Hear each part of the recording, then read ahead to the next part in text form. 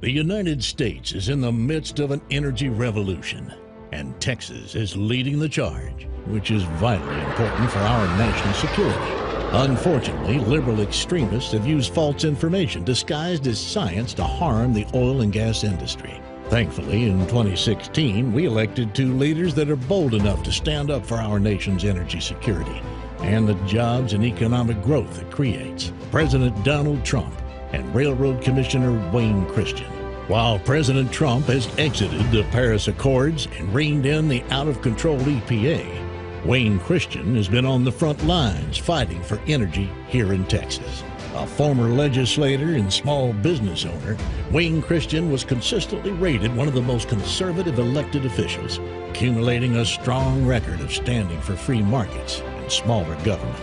A Grammy-nominated gospel singer, Christian has repeatedly stood strong for religious freedom, traditional family values, and protecting unborn life. Appointed by Governor Greg Abbott to the Interstate Oil and Gas Compact Commission, Christian passed a national resolution asking President Trump and Congress to return regulatory authority from the EPA and federal government back to the states.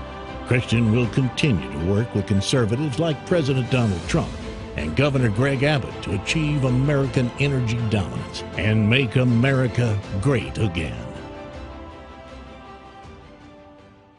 A few years ago, Forbes magazine printed an article I thought was pretty good. It said the Railroad Commission of Texas is beyond doubt the most respected regulatory agency for oil and gas on planet Earth. It's a great Texas brag, but it's a fact. You know, prior to the COVID turn down, the U.S. surpassed Saudi Arabia, Russia, to become the largest producer of oil and gas on planet Earth. For the first time in over 70 years, we now enjoy economic security, energy dominance, and more important, national security. We no longer have to risk our best and brightest, our boys and girls, to go overseas for our energy. World War II, Eastland County and the Roaring Ranger production was essential to the Allied victory.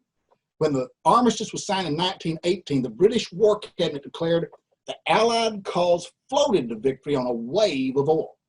World War II, 7 of the 8 billion barrels of oil used to win the war came from the United States, much from the Big Inch and Little Inch pipeline in Kilgore, Texas, and the East Texas field. Winston Churchill, at the end of World War II, says, quote, "The war was won on a sea of East Texas oil," end quote. Today, Texas once again has the opportunity to make the world a safer place and more prosperous place because of the natural resources God has once again given us now in West Texas.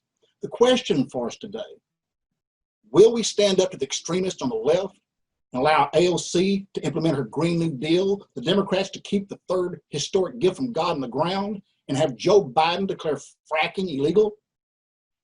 In 1996, I became the first Republican in East Texas since Reconstruction to win the Texas House.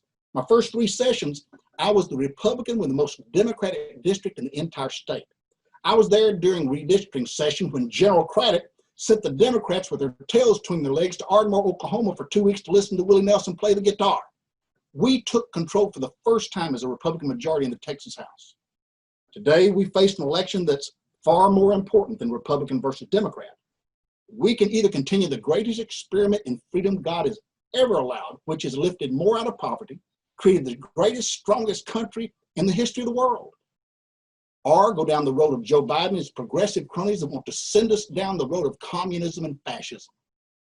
This is an important election. If we lose the majority in our Texas House, just 9 votes, we surrender redistricting and allow the Democrats to draw their map for the state of Texas for the next 10 years. I will never live to see another Republican president. As with any family, folks, our party will have disagreements.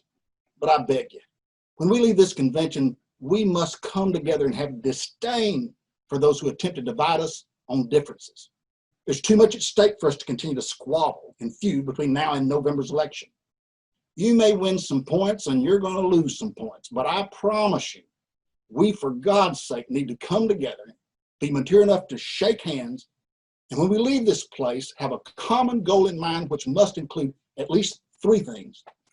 Re-elect Donald J. Trump president of these United States, keep the majority of Republicans in the Texas House and Senate, and number 3, make sure that my friend Jim Wright is the next railroad commissioner of the state of Texas.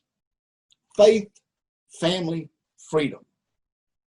Thank you, God, for blessing the great state of Texas.